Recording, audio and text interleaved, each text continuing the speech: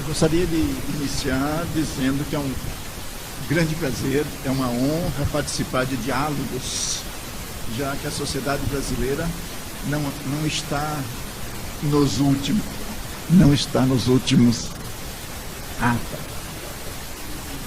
Tá bom. Desculpa.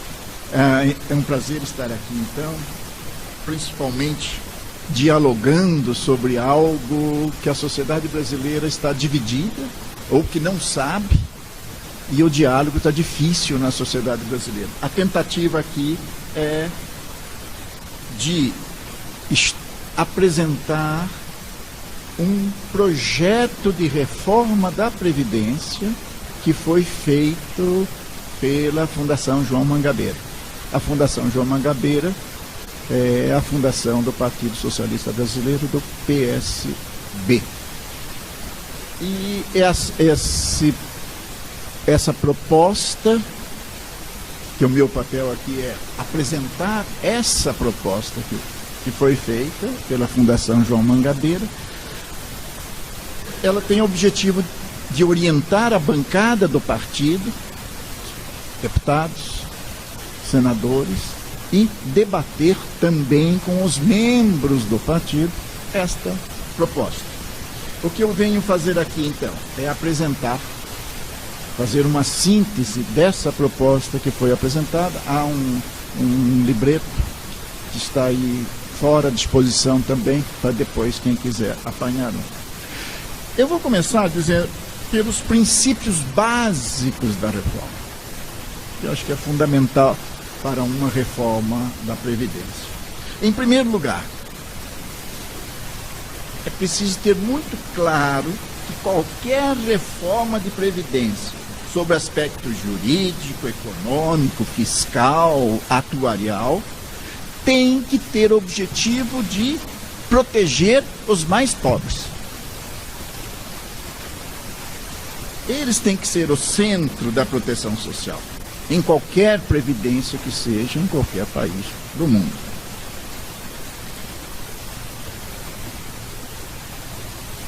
E compete a qualquer governo, no nosso caso aqui é o governo brasileiro, garantir uma aposentadoria igual a um salário mínimo aos trabalhadores, com recursos ou da própria contribuição sindical ou dos impostos e taxas que a sociedade brasileira paga.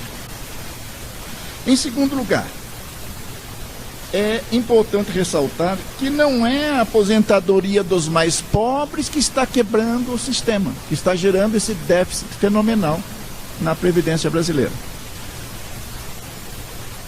Mas sim, são privilégios, aposentadoria sem contribuição, uma série de fatores que estão gerando esse déficit atual. Em terceiro lugar, a reforma tem que manter o equilíbrio financeiro e atuarial da Previdência Social, senão não tem sentido, ela vai quebrar.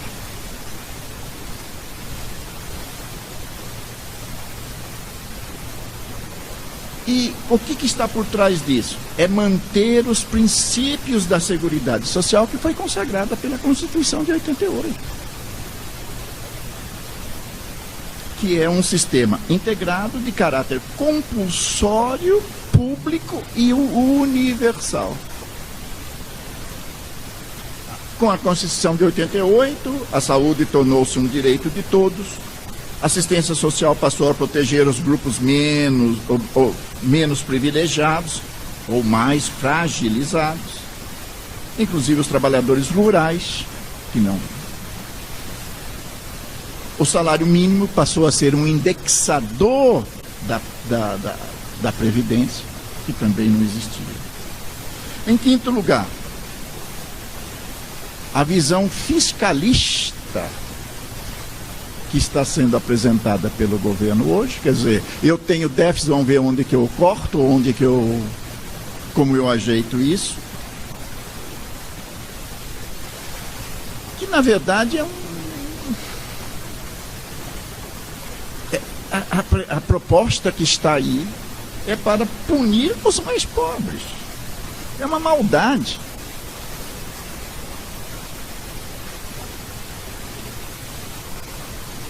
Finalmente, outro ponto importante a ser lembrado é que a reforma da Previdência,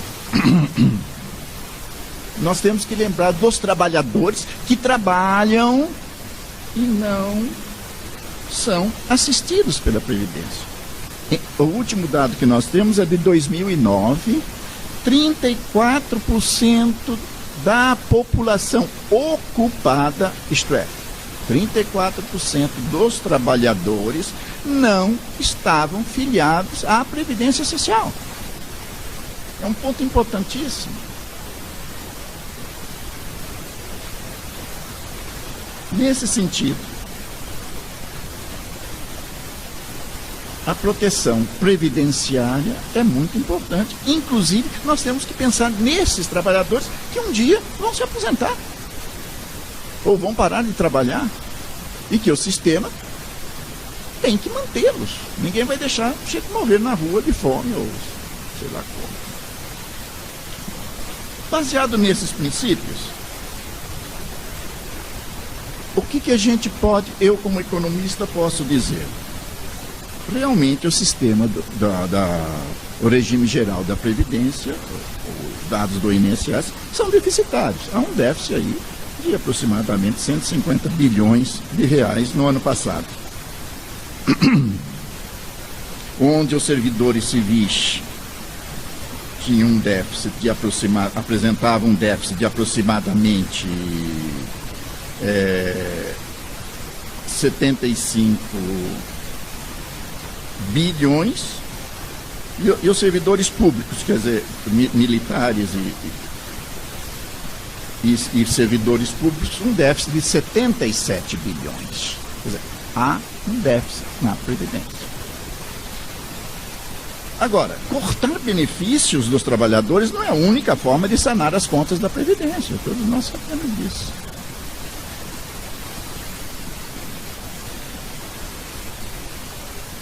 Então, obviamente que esse déficit há um debate muito grande. Se tem déficit, uns dizem que tem superávit, outros que tem déficit. Uma hora se fala em previdência, depois se fala em seguridade social. Quer dizer, nós temos hoje no país aí um debate bastante caloroso e cada um defendendo o seu ponto de vista. Muitas vezes um está defendendo falando em previdência, o outro está falando em seguridade. São coisas um pouco diferentes. Embora parte da Previdência esteja, claro, dentro da Seguridade Social. Muitas vezes o déficit, o que é? A do governo. Quanto que a Previdência arrecadou, quanto que a de contribuições e quanto que a Previdência gastou. Por outro lado, quando se fala em Seguridade Social, obviamente há outros impostos, tipo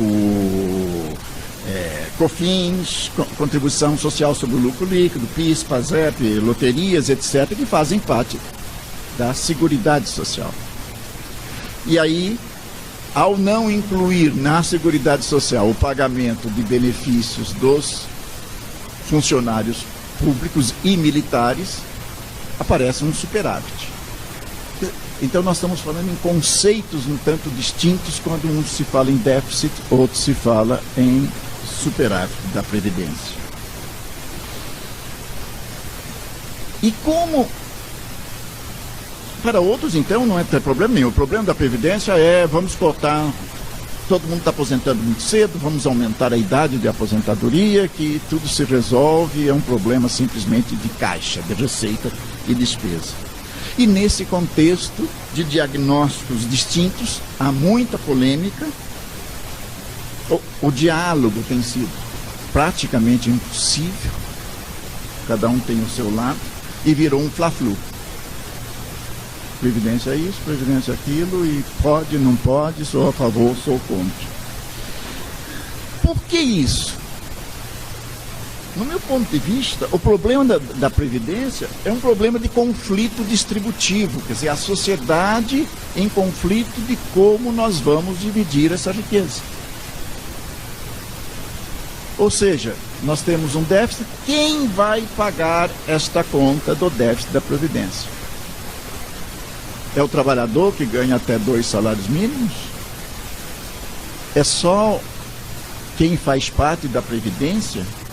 Ou nós vamos ter que fazer uma reforma tributária nesse país, onde se possa tributar outras rendas e com esses tributos financiar a Seguridade Social? É um debate que está aí. Por quê? Se eu tributar como fazem os países europeus, como fazem os Estados Unidos, tributar a renda e não o consumo. No Brasil nós tributamos o consumo. O imposto se paga toda vez que se vai comprar 1 quilo de feijão no supermercado. Só que esse imposto é igual para todo mundo.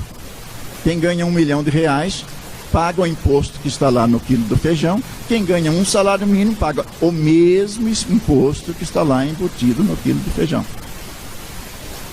Esse é o sistema, basicamente o sistema brasileiro. Isso pode ser alterado? Claro que pode. Como? Simplesmente, por exemplo, tributar lucros e dividendos. Se eu recebo, não salário, mas eu recebo dividendos, eu sou praticamente isento dessa renda, desse imposto de renda. Se eu sou assalariado, já me pegam logo de cara. E não tem como fugir do olhão. Por quê? Porque é isento. Lucros e dividendos, por exemplo, são ganhos de capital, pagam 15% na fonte e não pagam mais nada. Se eu ganhar 50 milhões, eu pago 15%. Se eu ganhar 10 mil, eu pago... Se eu ganhar 5 milhões, digamos, na bolsa ou como ganhos de capital, eu pago 15% na fonte. Só, mais nada. Se eu ganhar 10 mil, eu pago 20, como salário, eu pago 27,5%. Isso pode ser mudado? Pode, mas aí nós temos um conflito distributivo. E toda vez que eu tenho um conflito distributivo, eu tenho um problema aqui, que é o tempo da política, o tempo do acordo social, que é demorado, que é difícil de se colocar em prática, e tem o tempo da economia. Esse é imediatamente. Então, se eu vou discutir problemas de financiamento, quem vai pagar, quem não vai pagar, isso demora tempo. A economia resolve no dia seguinte e diz: olha, o governo está gastando mais do que arrecada, tem que tomar dinheiro emprestado no mercado, tem que pagar taxas de juros elevadas, tem déficit, e a bola de neve continua, com juros altos, déficits crescentes, etc. Ou, se o governo monetiza, isto é, emite moeda para isso, a inflação vem e toma. Em outras palavras, o mercado resolve o problema. Resolve para si, obviamente, para os de renda mais elevada, resolve o problema dizendo: olha, quem vai pagar é quem menos pode pagar. Mas o problema, então, passa a ser o quê? Da viabilidade política e da viabilidade econômica. As duas coisas teriam que correr juntas. Porque, obviamente, é bastante difícil. E teríamos que ter um acordo social. Agora, é nessa situação é que a Fundação João Mangabeira faz uma proposta no sentido de buscar uma alternativa para o problema da Previdência, que não seja simplesmente cotar gastos da Previdência via aumento de idade para aposentadoria, via aumento de contribuições, via corte de benefícios, se retirou em propostas anteriores, na proposta original, inclusive, o salário mínimo como base da Previdência Social, enfim. Já se fez, todo dia tem uma proposta nova, e todo dia se discute uma coisa nova, o relator já apresentou três versões do mesmo relatório, toda vez que ele dá uma entrevista tem uma mudança nova. E estamos, então, nesse momento com o relatório lá, que na próxima semana vai ser discutido numa comissão, para depois votar mais lá para frente, mas na outra semana, lá a partir do dia 3 de maio, e depois vai para a votação em plenário, isso só na comissão. Tem que aprovar uma proposta, aí vai para plenário, o plenário faz novas, se discute, se debate, se fazem novas alterações, isso na Câmara, com votação da maioria dos deputados, é uma mudança constitucional, portanto tem 2/3, e para depois ir para o Senado, isso se vota 2 vezes na Câmara, vai para o Senado, a mesma coisa, se vota 2 vezes, etc. Quer dizer, nós temos um tempo aí razoável.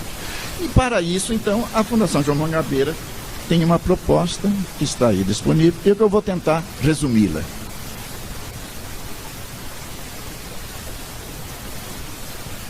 Em primeiro lugar, a Fundação entende que as conquistas da Seguridade Social precisam e devem ser preservadas. O regime de repartição, que é esse que nós temos hoje em dia, precisa ser aperfeiçoado. Sem sombra de dúvida, existe aí, devido a isenções tributárias, evolução demográfica da população brasileira está se envelhecendo. Há vários estudos mostrando que daqui 20 ou 30 anos nós vamos ter um contribuinte de previdência para um aposentado. E mais para frente teremos mais aposentados que contribuintes para a previdência. Quer dizer, então tem que ter um cálculo atuarial para isso, etc.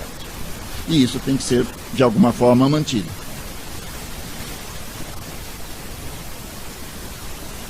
A Fundação também tem claro que as reformas recentes que foram feitas na Previdência não resolvem o problema, simplesmente adiam o problema mais para frente. Já estamos na segunda, terceira reforma de Previdência, o governo Lula já fez reforma, o governo Lula já fez reforma, o governo Fernando Henrique fez reforma, o governo Lula fez reforma, o governo Dilma fez reforma e tem outra reforma aí de caminho novamente. E a crise brasileira impõe uma solução que deve atender 3 objetivos difíceis de serem atendidos, que é manter o caráter distributivo da Seguridade Social. Esse é um ponto fundamental. Garantir que a Previdência seja sustentável no longo prazo, porque não adianta garantir por 5 anos e daqui ficar todo mundo tendo problemas, como já aconteceu na Europa. Nós temos aí a experiência europeia, que foi dramática, corte de aposentadorias, etc. Quais são as linhas gerais da proposta, então? Primeiro, fim da DRU, que é o orçamento, que do orçamento se tira 30% de tudo para que o governo gaste de formas diferentes. Com isso, a Seguridade teria algo em torno de 60, 70 bilhões de dólares a mais no orçamento da Seguridade. Eliminação das desonerações previdenciárias. Só na folha de pagamento, em 2015, representaram 22 bilhões de desonerações. Na folha, que em vez de recolher aqueles 8 a 11% que a empresa desconta, mais os seus 20%, ela passa a pagar 1 ou 2% sobre o seu faturamento. Isso deu, em 2015, 22 bilhões de redução na arrecadação da Previdência. O Simples também, micro, pequenas empresas, etc., mais 22 bilhões. As filantrópicas, quase 11 bilhões de isenções de contribuições previdenciárias. As filantrópicas aqui é um problema sério, porque há filantrópicas ultra sérias, ultra necessárias e indispensáveis. Mas há filantrópicas que a gente sabe que não são bem filantrópicas. Usa-se até o apelido de pilantrópicas. A Previdência Rural também, que recebem, mas não contribuem. Então, com o fim dessas desonerações previdenciárias, teríamos em torno de mais 60 bilhões de dólares na arrecadação da Previdência. Que outra fonte de financiamento nós teríamos para a Previdência? As renúncias fiscais, que são lei infraconstitucional. Quer dizer, para mudar isso aqui não precisa nem sequer mexer na Constituição, é só um projeto de lei, altera uma lei e pronto. O que é? Que foi a partir de 95, se isentou a alíquota de imposto de renda das empresas, era 25%, em 95 foi reduzido para 15%.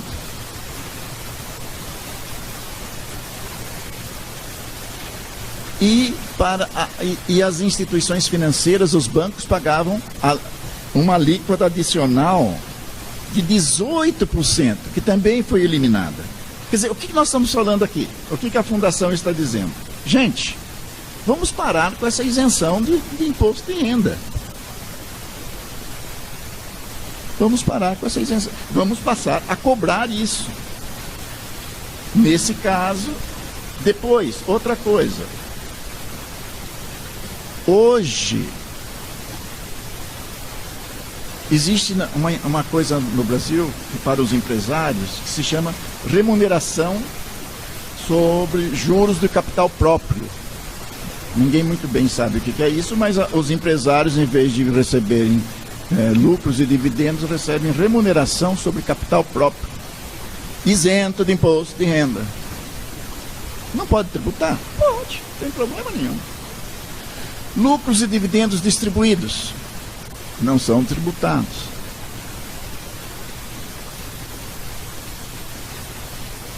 Remessa de lucros para o exterior são isentas. Então, fica a coisa mais fácil do mundo abrir uma empresa lá, uma filial dessa aqui, os lucros vão para lá, não paga nada de imposto de renda. Rendimentos sobre títulos públicos pagos a não residentes, quer dizer, para estrangeiros. Qualquer estrangeiro que compre um título do Brasil não paga imposto de renda. Na proposta da Fundação João Mangabeira estamos dizendo? Isso que é infraconstitucional, vamos parar com essas isenções. Quer dizer, vamos fazer os capitalistas também pagarem, não só os trabalhadores. Aqui nós teríamos algo em torno de mais 70 bilhões anuais para a Previdência. Então, primeiro, essa ideia de vamos acabar com essas isenções, que com isso há recursos suficientes para praticamente cobrir o déficit atual. Claro que há que haver uma administração da Previdência mais racional, mais rápida e mais eficiente e mais auditada. Esse país não tem muita auditoria. Então, o que diz? Fazendo isso, essas isenções, essas coisas, a contribuição previdenciária, nesse caso, seria dividida em duas partes, na proposta da Fundação João Mangabeira. Parte permanece no regime de repartição atual, que juntamente com aqueles outros recursos financiaria o déficit do regime geral. E a outra parte dessa contribuição vai para um fundo de aposentadoria. Os trabalhadores receberiam, então, a aposentadoria futura, ou só nessa primeira parte, os mais pobres, que têm uma contribuição menor, Aí fala-se em torno de até 2 salários mínimos. Então essa seria garantida, etc. E os outros receberiam essa e mais a rentabilidade desse fundo, que os recursos estão indo lá. Esse fundo de capitalização compulsória seria individual, seria individualizado. Cada um teria o seu próprio fundo em seu nome, com seu CPF. E claro que quando for aposentar, esse fundo vai manter parte da aposentadoria, viria desse fundo. E esse fundo faria o quê? Aplicaria em títulos do Tesouro Nacional, que com isso também estava financiando o déficit do governo, que é um título de longo prazo, né? Um título de 20, 30 anos, está financiando o déficit do governo, contribuindo para a redução do déficit, redução da taxa de juros e fomentando um pouco mais o crescimento econômico. E gradualmente, os regimes próprios de previdência dos servidores civis e militares, que não pagam quase nada, entrariam também no mesmo sistema e seriam incorporados. Esse regime próprio de previdência seria incorporado ao longo do tempo no regime geral, e nós ficaríamos só com o regime geral. E as aposentadorias do regime geral, as aposentadorias, então, como seriam? Parte seriam da Previdência. E principalmente aquela parte dos mais pobres. Fala-se em 2 salários mínimos, algo por aí. E a outra parte vem da rentabilidade do fundo, que está em seu nome, e com isso você teria 2 fontes de aposentadoria. Para os mais ricos, seria o regime geral e o fundo de capitalização compulsória. E os que com renda menor ficariam no regime geral e seriam cobertos, todos estariam cobertos para isso. A ideia qual é? Em resumo, é buscar uma proposta que seja viável política e economicamente. Isso, em resumo, é a proposta que está na mesa pela Fundação João Mangabeira. Muito obrigado.